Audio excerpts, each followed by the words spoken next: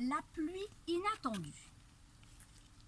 Cette année-là, les gens de Monteneuf n'avaient pas vu tomber une seule goutte d'eau. Un peu comme ici à Saint-Philibert. Les étangs, les sources, tout était à sec.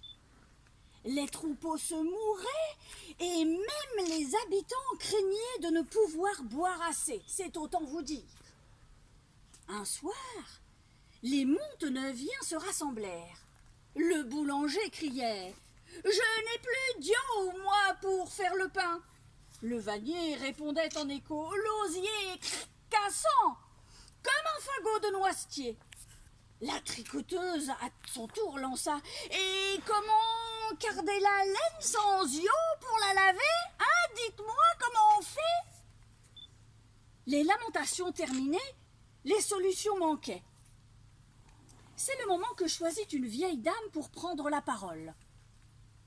On m'a raconté, lorsque j'étais petite, que de l'autre côté de la lande vivait un Corrigan nommé Oségan, capable de résoudre n'importe quel problème. Mais ce ne sont sûrement que des sornettes. Allons voir quand même, proposa Jeannot. Ça vaut le coup d'essayer, répondit Madeleine.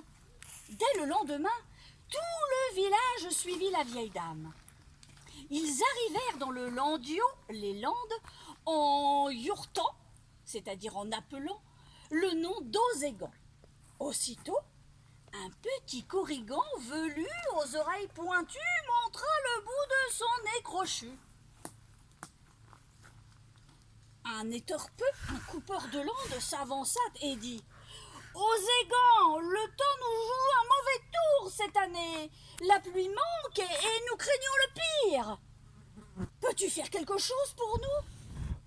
Oségan était benaise de voir tant de personnes se tourner vers lui. Il réfléchit et annonça « Bien sûr, rien de plus simple. »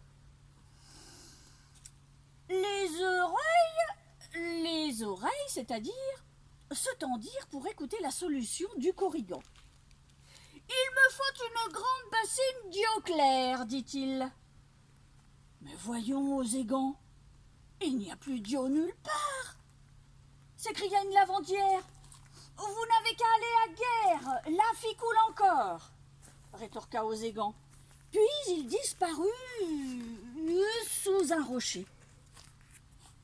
Deux volontaires partirent aussitôt à pied avec de grands seaux. Quand ils revinrent, ils versèrent l'eau dans la bassine du Corrigan.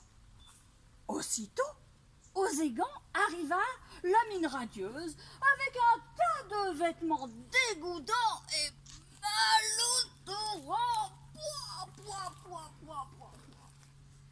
Il sortit de sa poche des fleurs de saponaire et se mit à faire sa lessive.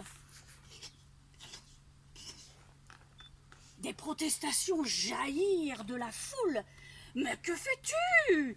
Où est la pluie que tu nous as promise ?» s'écria une femme. « Il nous faut une autre bassine d'eau, » répondit Oségan. « Mais l'eau a disparu de l'œuf, » rétorqua un jeune homme. « Allez jusqu'à Rennes, la Vilaine y coule encore, » répondit Oségan. 4 jeunes gens se mirent alors en route avec leurs siaux. À leur retour, on remplit de nouveau la bassine. Aussitôt, Oségan jeta ses vêtements pour les rincer. La colère montait parmi les habitants d'Oségan. Sûr de lui, brassant sa mixture, les vêtements, les sortit, les fit tourner pour les essorer, et il les posa délicatement entre les arbres pour les faire sécher. Lorsqu'il étendit son dernier pantalon, de gros nuages noirs apparurent. Les éclairs fendirent les cieux, et l'eau du ciel déferla sur Monteneuf. Tout le monde sauta de joie. Mais Oségan pleurait à chaudes larmes. « Que se passe-t-il? Pourquoi pleures-tu » s'inquiétait une jeune femme. Entre deux sanglots, Oségan répondit À chaque fois que c'est pareil, quand je fais ma lessive, eh ben, tout le temps il se met à pleuvoir. Et voilà, la deuxième histoire.